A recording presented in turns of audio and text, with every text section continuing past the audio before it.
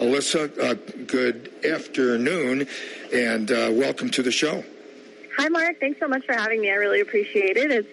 It's been a while. We've been hard at work. As you said, giving out lots of money to all the businesses and people that have been impacted. But we do have a new initiative that we're going to be working on. On March 15th, which is this coming Monday, we'll be launching our COVID-19 Community Impact Survey. This is a 2-page survey that every household in the county will be receiving. And the purpose of this survey is to collect data to better understand and identify the social, economic, and health needs resulting of the COVID-19 pandemic. And so, again, it'll only be 2 pages, fairly short, super easy questions, and all the responses that we'll get back is very, very important to not only know the best ways to spend the dollars that we have now, but also go after additional dollars. Okay, now let's give everyone an opportunity to gather up a piece of paper and a pencil or pen because we're going to give you contact information here real soon. But Alyssa, my understanding is that you're going to send a mailer to every post office box in the county, but then there will be other opportunities to participate as well. Yeah, thanks for bringing that up. So there's going to be 3 ways for members of the community, to respond. The first way is every single household in the county will receive the survey in the mail. And so you'll actually receive an envelope from a different company. It's not coming directly from the county. It's coming from an organization called ETC out of Olathe, Kansas. It will have the Stay the Course logo on the front, so you'll know that it's coming from us. And inside there will be the physical survey. And so you can just fill out that physical survey. There'll also be a return envelope, and you can mail the survey back with that pre-addressed return envelope. That's the first way. The second way is over the phone. We will have a phone number that's available. I don't know the exact hours that it will be staffed, but a number that you will be able to call and respond to the survey over the phone with a real person. And so if you're not comfortable with the physical form and you're not comfortable with the internet, you can do it over the phone. And then the third way is online. There will be a link for you to click, and you can just go online, and it'll take you directly to the survey to respond that way. All the questions on all 3 methods will be exactly the same, and they'll all go to the exact same place. So, Alyssa, that link online, that will be attached to the COVID-19 page on the county website? It will be on the county website, yes. We will be updating that website. The website's being updated today with information about the survey. And then on Monday, it will be updated again with the link to the survey. We're not putting it on there right now just because the survey doesn't go live till Monday. But if you want to learn a little bit more about what the survey and how your responses will be used, you can go there today. Probably around the end of the day is when it will be up and ready to go. Well, I'm glad you're providing an opportunity to call in as well. I know there's a number of people who might have arthritis and can't write. It's uncomfortable for them, or people who might have vision problems as well. So do you have the phone number? I do not have the phone number right now. The phone line is actually being staffed by the company that is helping us administer the survey. That phone number will be listed on our website once that information is live. And then I actually plan on coming back and talking to you again on KYGT, not next week, but the week after, and I will be able to give all of that information out. But for now, this is just an FYI that you're going to be receiving an envelope in your mail. Please do not throw that envelope away, as it does have the survey in it. All right. Let's talk about the content of the survey. First things first, is this going to be private information not to be shared? Yeah, that is a good question. This survey responses will be completely anonymous. You will be asked to provide your address, and the only reason that we're asking that is to make sure that we have a solid representation of the entire community, that we're not just getting responses from Idaho Springs or not just getting responses from Georgetown, that we're getting solid representation from the entire community. Your responses will be completely anonymous, and the responses will not be tied to your address. Okay, that's good to know. Now, what about the content of the survey? What are some of the subjects that will be covered? Yeah, so that's a good question. We're going to be asking a lot of questions about, how has your financial situation changed during COVID? Has it? How has your mental health been impacted? What kind of things are you doing to prevent the spread? What kind of actions are you doing? Are you staying home? Are you limiting time in stores? Are you wearing a mask in public? There's going to be a couple questions about your confidence in our team to not only give you the information you need, but also follow the guidelines. So we want to make sure that our team is giving you what you need to stay healthy. Again, more questions about mental health. And then there's going to be some information about where do you receive your COVID-19 information? Are people getting it from the radio station, from KYGT? Are they getting it from the newspaper, social media? We want to know how effective our outreach methods are being.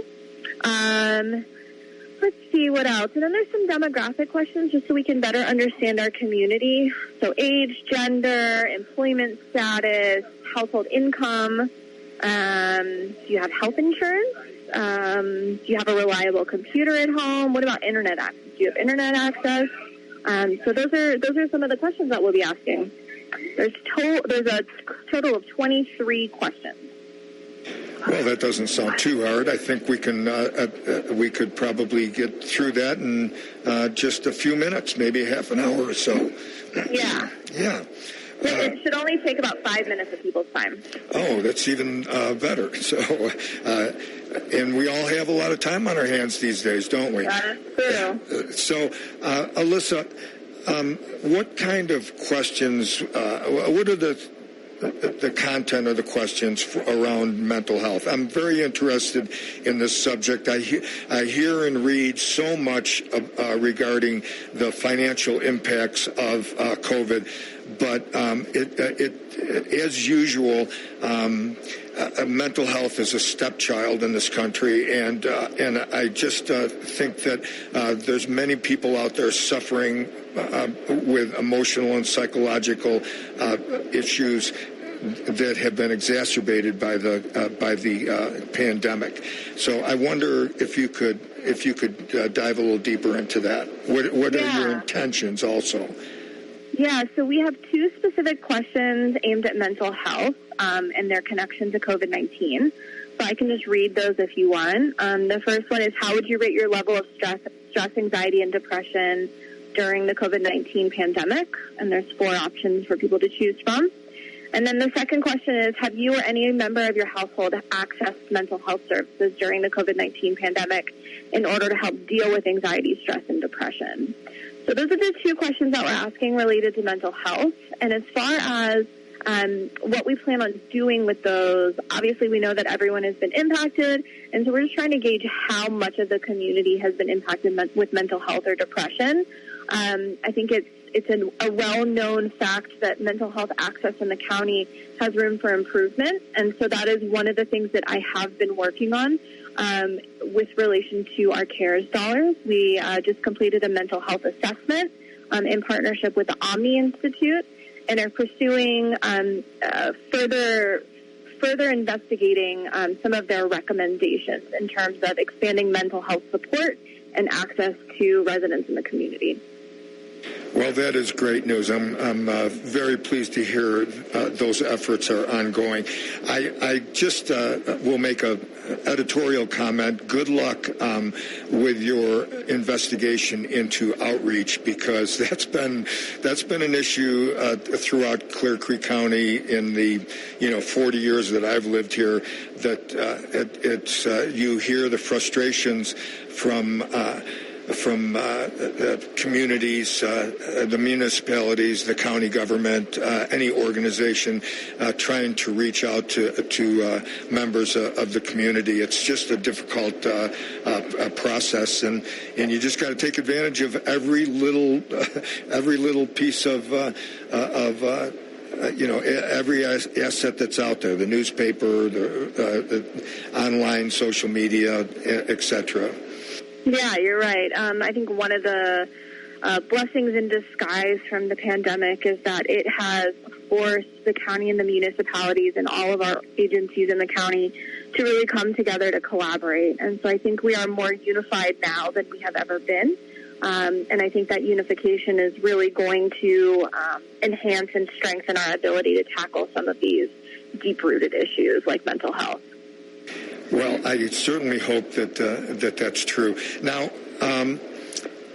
when you after you have completed the survey and compiled all your information and begin to make decisions on how to go forward, what are some of the funding sources that you're looking at? We have not identified any future funding sources right now. A lot of what is identified in this survey will help us identify future funding sources. With grant writing, you really have to have specific programs in mind. And so right now, we think we know what some of the issues are, and we want to just use this survey to make sure that we are on target and are going after the right sources. So no information on that at the moment.